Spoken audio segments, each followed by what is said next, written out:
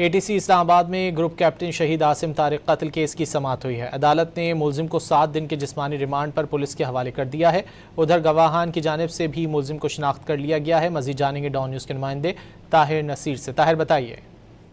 جی بالکل، دیکھیں، group captain شہید عاصم طارق قتل کیس کے معاملے میں گرفتار ملزم کو عدالت پیش کیا گیا۔ عدالت نے ملزم کو 7 دن کے جسمانی ریمانڈ پر پولیس کے حوالے کر دیا ہے۔ انسداد دہشت گردی عدالت کے جج ابو الحسنات محمد ذوالقرنین نے کیس پر سماعت کی، جبکہ دوران سماعت پروسیکیوٹر راجہ نوید حسین کیانی عدالت میں پیش ہوئے اور انہوں نے عدالت کو آگاہ کیا کہ ملزم کو شناخت کر لیا گیا ہے۔ جج ابو الحسنات محمد ذوالقرنین نے کمرہ عدالت میں ملزم سے گفتگو کی ہے اور دوران سماعت عدالت نے یہ ریمارک دیے کہ اب رونے کا کیا فائدہ ہے، تم نے ملک کا کتنا بڑا نقصان کیا، معصوم گھر تباہ کیا، آپ کو اندازہ ہی نہیں آپ نے ملک کا کتنا قیمتی اثاثہ تباہ کر دیا ہے، آپ کے رونے سے کیا وہ واپس آ جائے گا۔ پولیس کی جانب سے 20 دن کے جسمانی ریمانڈ کی استدعا کی گئی تھی، جس پر پروسیکیوٹر نے عدالت کو کہا کیا کہ چشمدید گواہان کامران اور وسیم نے ملزم کو شناخت کر لیا ہے اور ملزم کی شناخت پریڈ کا عمل اڈیالہ جیل میں مکمل کیا گیا ہے۔ پروسیکیوٹر راجہ نوید حسین کہتے ہیں بہت شکریہ طاہر نصیر ان تفصیلات کے لیے۔